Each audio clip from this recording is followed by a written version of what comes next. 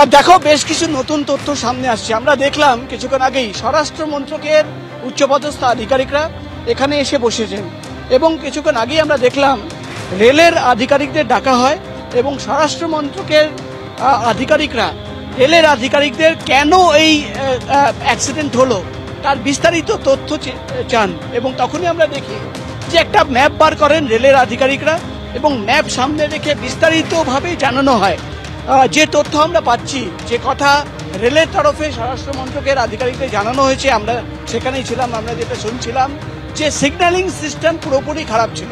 এক নম্বর signalling system খারাপ ছিল। গাড়ি ট্র্যাকে রয়েছে কিনা সেটা জানার জন্য একটা সিস্টেম রয়েছে, সেটা অনলাইন কিন্তু দেখা যায় স্ক্রিনে, সেই সিস্টেমটাও খারাপ ছিল। অর্থাৎ শুধুমাত্র সিগন্যালিং সিস্টেম খারাপ ছিল এটাই নয়, ট্র্যাকের ওপরে গাড়ি কোন জায়গায় রয়েছে কিনা তার যে সিস্টেম, সেটা দেখার যে সিস্টেম, সেটাও কিন্তু খারাপ হয়ে গেছিল ভোর 5:30টার পর থেকে।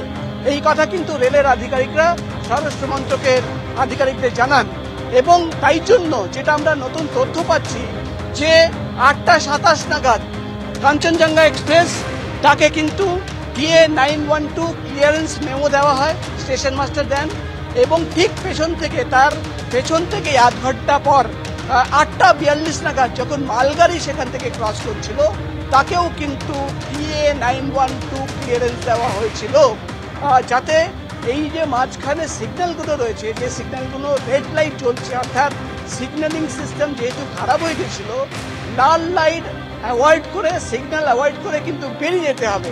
এবার সবচেয়ে বড় প্রশ্ন হচ্ছে যে কাঞ্চনজঙ্ঘা এক্সপ্রেস এই জায়গায়, অর্থাৎ রাঙ্গাপানির স্টেশনের ঠিক আগে এই জায়গায় কেন দাঁড়িয়ে গেছিল? TA 912 ক্লিয়ারেন্স ছিল, তাহলে কেন এই ট্রেন কাঞ্চনজঙ্ঘা এক্সপ্রেস দাঁড়িয়ে গেছিল?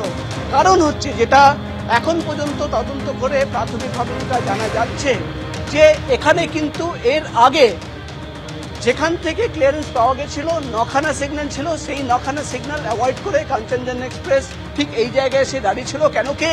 এর পরের কিন্তু ক্লিয়ারেন্স ছিল না, এর পরের ক্লিয়ারেন্স পাওয়ার জন্যই কিন্তু কাঞ্চনজঙ্ঘা এক্সপ্রেস এই জায়গায় দাঁড়িয়েছিল এবং যেহেতু পেছন থেকে মালগাড়ির চালকের কাছে ক্লিয়ারেন্স ছিল TA 912, সে কিন্তু এগিয়ে যাচ্ছিল এবং একই ট্র্যাক ধরে পেছন থেকে, সে জানতোই না যে সামনে কাঞ্চনজঙ্ঘা এক্সপ্রেস ছিল এবং যেহেতু ট্র্যাকে কোন জায়গায় গাড়ি দাঁড়িয়ে রয়েছে, কোন ট্র্যাকে কিভাবে গাড়ি চলছে, সেই সিস্টেমও খারাপ হয়ে গেছিল। সেটাই কারণ হচ্ছে যে কোনোভাবে মালগাড়ির চালককে অ্যালার্ট করা সম্ভব হয়নি বা তাকে জানানো সম্ভব হয়নি।